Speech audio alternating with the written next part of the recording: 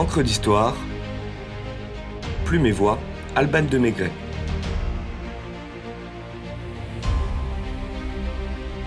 Du franc à l'euro, une simple histoire d'argent.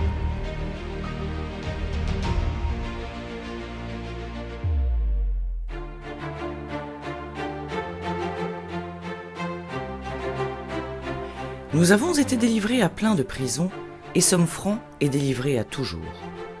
Nous avons ordonné et ordonnons que le denier d'or fin que nous faisons faire à présent, et entendons à faire continuer, sera appelé franc d'or.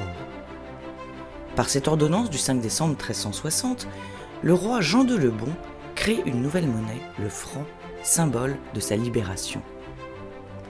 Fait prisonnier à la bataille de Poitiers en 1356, le roi de France négocie sa délivrance avec son geôlier Édouard III d'Angleterre contre une rançon de 3 millions de livres tournois qui correspondent à 12 tonnes et demie d'or, une fortune. Difficile pour Jean II de trouver une pareille somme dans un royaume exsangue après la grande peste de 1347 et des caisses à sec suite aux cuisantes défaites françaises dans la guerre de 100 ans. Il lui faut donc prendre un certain nombre de mesures.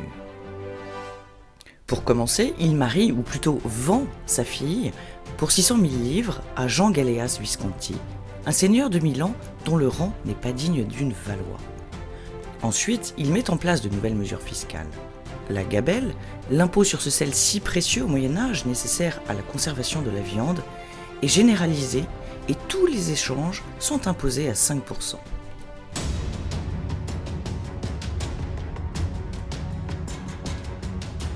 Enfin, il crée le franc sur les conseils de l'évêque Nicolas Oresme, qui coiffe également les fonctions de mathématicien, physicien, astronome, philosophe, psychologue, musicologue, théologien, traducteur d'Aristote et économiste, auteur d'un traité des monnaies.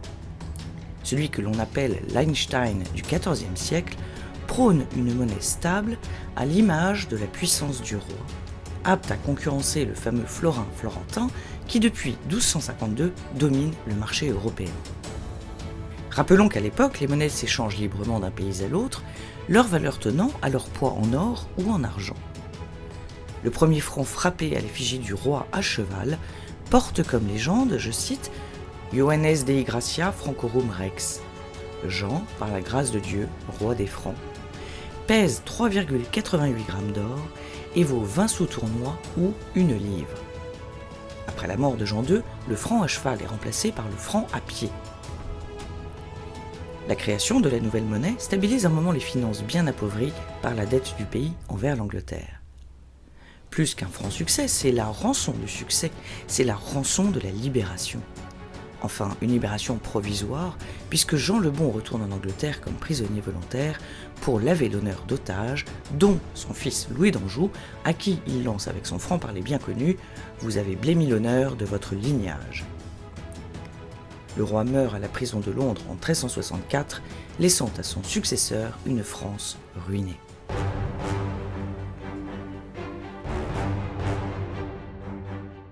Sous le règne de Charles VI, le franc disparaît au profit de l'écu d'or à la couronne et est à nouveau frappé après la reconquête du royaume par Jeanne d'Arc en 1423 sous Charles VII, qui peut ainsi restaurer une autorité politique et monétaire. Mais en 436, l'écu d'or à la couronne chasse à nouveau le franc, pour 150 ans cette fois.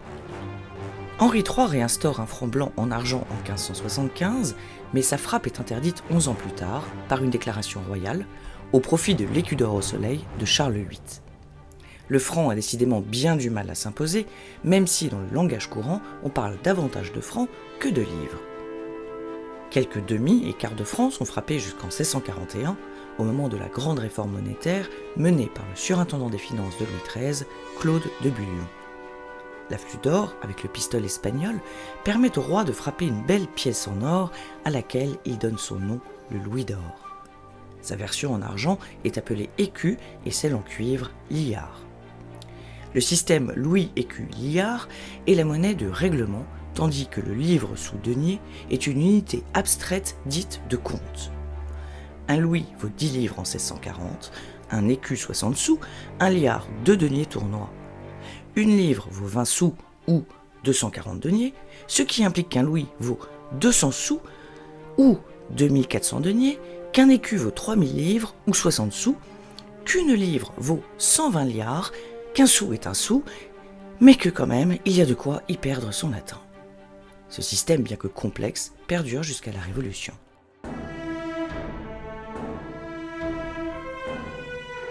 Les révolutionnaires n'ont pas coupé la tête du roi pour l'avoir dans leur porte-monnaie. C'est donc sous la Convention qu'apparaît la première monnaie en papier avec les assignats et qu'est établi un système décimal de monnaie de métal au détriment du système duodécimal de l'Ancien Régime. Le franc est donc divisé en 10 décimes de 10 centimes chacun. La pièce d'or est appelée franc d'or et celle d'argent la républicaine. Pourtant, les anciennes pièces continuent de circuler et pour mettre fin à l'anarchie monétaire, le consul Bonaparte engage une nouvelle réforme en 1803.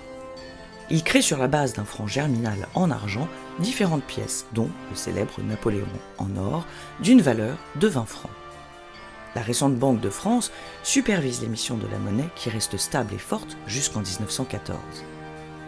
Preuve en est que durant le Second Empire, la France organise une conférence regroupant plusieurs pays, l'Union latine, dans le but d'unifier la monnaie.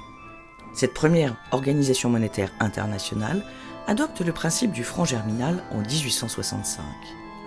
2 ans plus tard, Napoléon III convoque à nouveau à Vienne l'Union latine, enrichie d'une quinzaine de pays, où l'étalon or est choisi comme référence et le franc comme monnaie commune d'une partie de l'Europe.